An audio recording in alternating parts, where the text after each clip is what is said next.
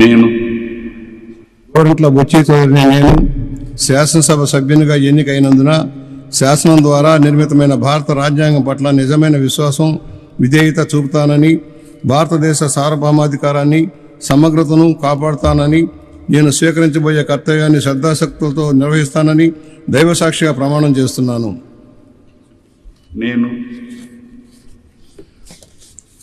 ఆంధ్రప్రదేశ్ శాసనసభ సభ్యుడినైన గోరంట్ల బుచ్చి చౌదరి అనే నేను సభ నియమాలకు కట్టుబడి ఉంటానని, వాటిని అనుసరిస్తానని, సభ మర్యాదలను పాటిస్తానని, సాంప్రదాయాలను గౌరవిస్తానని దైవసాక్షిగా ప్రమాణం చేస్తున్నాను.